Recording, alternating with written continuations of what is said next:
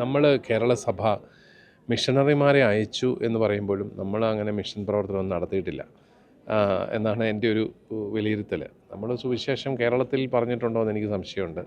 നമ്മൾ ഫ്രാൻസിസ് പാപ്പ പറയുന്ന പോലെ 99 ആട് നല്ല ആടുണ്ടായിട്ട് ഒന്നിനെ അന്വേഷിച്ച് പോയ ഇടയനാണ് കർത്താവ്. ഇപ്പം 99 പുറത്താണ്, ഒന്നേ ഉള്ള അകത്ത്. നമ്മൾ ഈ അകത്തുള്ള ഒരാടിനെ ഇങ്ങനെ താലോലിച്ചുകൊണ്ടിരിക്കുന്നതല്ലാതെ പുറത്തുള്ള 99നെ തേടി പോകാത്ത ഒരവസ്ഥ നമുക്കുണ്ട്.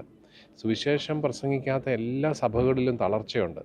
ലോകത്തെവിടെങ്കിലും സഭ തളർന്നു പോയിട്ടുണ്ടെങ്കിൽ അത് അച്ഛന്മാരില്ലായിട്ടോ കന്യാസ്ത്രീ ഇല്ലായിട്ടോ ഒന്നുമല്ല, സുവിശേഷം പ്രസംഗിക്കാത്തത് കൊണ്ട് തളർന്നു പോയതാണ്. ആ ഒരു യാഥാർത്ഥ്യം കേരള സഭയും നല്ല രീതിയിൽ മനസ്സിലാക്കണം.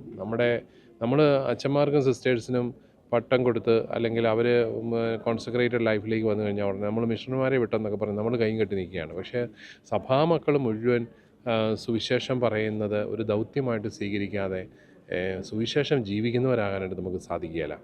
നിങ്ങൾ ലോകമെങ്ങും പോയി സുവിശേഷം പ്രസംഗിക്കുമെന്ന് പറഞ്ഞത് ഒരു കൽപ്പനയായിരുന്നു. അതൊരു ഓപ്ഷനല്ല, ഇഷ്ടമുണ്ടെങ്കിൽ പോയാൽ മതി എന്നല്ല, മറിച്ച് ഒരു കൽപ്പനയായിരുന്നു കർത്താവിൻ്റെ. ആ കൽപ്പന നമ്മൾ വേണ്ട രീതിയിൽ പാലിച്ചില്ല. അതുകൊണ്ടുണ്ടായ തളർച്ചയാണ് സഭയ്ക്കുള്ളത്. അതുകൊണ്ട് എനിക്ക് തോന്നുന്നു ഇനിയുള്ള കാലത്ത് നമുക്ക് ഒരു വലിയ വിപ്ലവകരമായ വിമോചനാത്മകമായ സന്ദേശം നമ്മുടെ കയ്യിലുണ്ട്. അതെന്തുകൊണ്ട് നമ്മൾ പറയാതിരിക്കണം? അതുകൊണ്ട് നമ്മളത് ലോകത്തോട് മുഴുവൻ പറയേണ്ടവരാണെന്നുള്ളൊരു ബോധ്യത്തിൽ മിഷൻ ചൈതന്യം സഭയിൽ കൂടുതലായിട്ട് വളർന്നു വരണം.